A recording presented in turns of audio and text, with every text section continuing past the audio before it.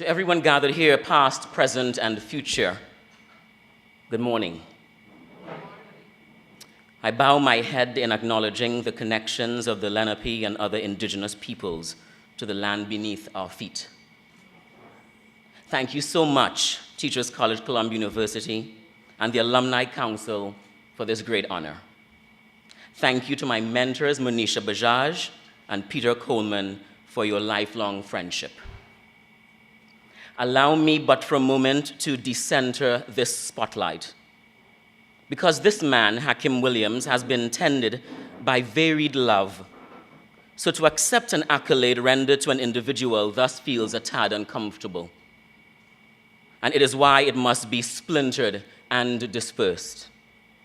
This accolade belongs to the village and to the life force, eons old, that is within me. My friend Marlon, who passed away when I was collecting dissertation data, with you, I share this. All my close friends and siblings gathered here, a share of this is yours.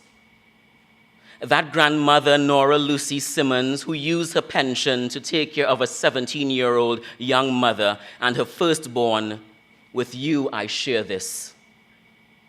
The largest share, however, I giddily grant to a particular lioness who roared beyond her meager start and surrendered to the world most of her ambitions so that I could stand here. Pregnant at age 16, dropped out of high school, traveled to the United States, and toiled at one point as an undocumented person, sending her very last hard-won pennies to Trinidad so that I could stand here. I remember when I was attending undergraduate in Brooklyn, this lioness and her 3 cubs huddled on a mattress on a floor in an apartment we shared with a drug addict, not knowing from week to week if we would be evicted onto these New York City streets homeless. This lioness went to Connecticut during the week to be a nanny, and I took care of my 2 younger brothers while going to school full-time and working 2 part-time jobs. She toiled ceaselessly.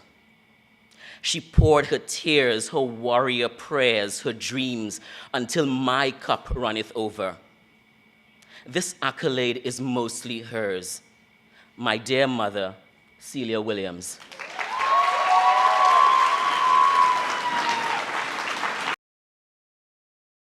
Her spirit is conjoined to that pantheon of ancestors that, come what may, refused to capitulate to a world that said no far too many times.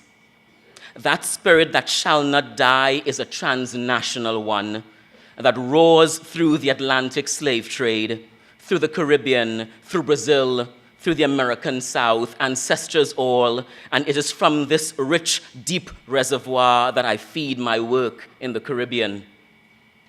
I am grateful that it was at TC where I first read Pedagogy of the Oppressed,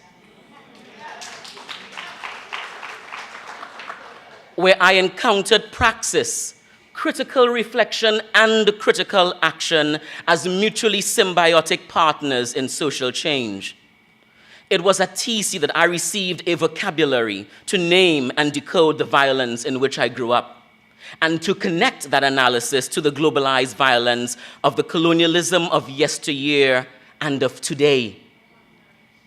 I hope that it isn't mere fantasy when I wish for my intellectual home, Teachers College, to be a voice of conscience within Columbia University, to continue to diversify the faculty, to push back against Columbia University's further intrusions into Harlem,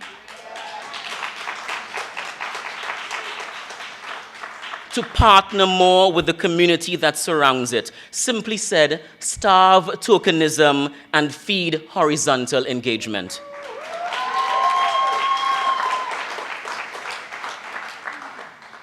I pray too that my work not be one of tokenistic intervention, that the work I do with youth teachers and parents from disenfranchised communities take root, not for my own ego's sake, but for the radical futures whose possibilities urge us onward. The ancestors didn't haphazardly register precarity in my life. They marked a constant reference point so that I wouldn't forget my start. the memories of wretched inequality and biting struggle. When my spirit is called to the great beyond, may those ancestors recognize me as one who never gave up. May I never grow weary to the point of jadedness. May my dreams never devour me.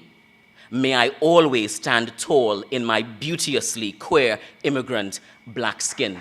Ashe.